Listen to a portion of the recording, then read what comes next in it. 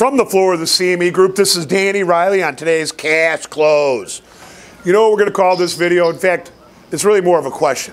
We're going to call it, where is all the volume gone? Can you tell me where it went? Because I don't know where it went. The high of the day in the S&P came in at 1918 even just now. The low came in at 1907 half early in the day. And last, we're 1918 even. We're on the highs. We're up 8.9 handles. Total volume, 950,000 minis trade with 132,000 of that coming from GLOBEX. Woo, that's low volume. And 3.9 thousand big S&Ps trade in the pit. MOC, we had 360 million to buy. The cash close came in at 1970, right on the highs. Tomorrow we've got the personal income and outlays number. We've got the Chicago PMI number. We've got consumer sentiment. We've got Loretta Mester speaking. She's a new Fed president. Jeffrey Lacker speaking.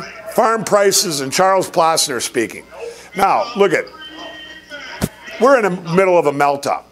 And I really don't know how high the S&P is going to go. Is it going to go to, 1920, 1940, 19 half? Are we going to 20 even in the S&P? I don't know. But you know what? The funny thing about this is that over the last couple of days, after the VIX sold off hard, when the S&P started rallying, it's kind of like held above 1150. And I don't understand that. It's like it's complacency or something. But, the other part about this today was the Pitbull said this. Before we took off late day rally, we were like 1911, 1912, he said that he saw that all the calls, like the SPX and OEX calls, were bid. And that kind of told him that this program was going to show up in the late afternoon, and then we get that 360 million to buy. Now, at the end of the day, you guys, there is going to be a pullback in here, but we're going into the summer months. And I've been big about this. I've tried to tell you so much over the last couple of months about the volumes. I've pleaded with you to pay attention. Time and time I've told you, volume matters. And it really, really does. When the volumes are this low, not even the algorithms can trade. I mean, they need better volume.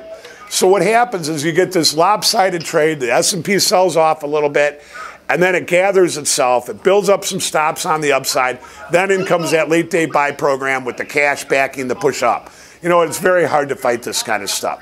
Another thing is that I've got a good friend in New York. He said that a lot of these guys that are trading stock in New York, they're long, but they're very concerned. They don't know when they're supposed to hit the sell button. And what they're worried about is that if the market does start to collapse, everybody will start to sell at once. Personally, I don't think that's going to happen. I think we just keep going like we're going right now. Sure, we can get a little pullback, maybe back down to 1880 even or something like that, to 1890 even. But right now, you know what?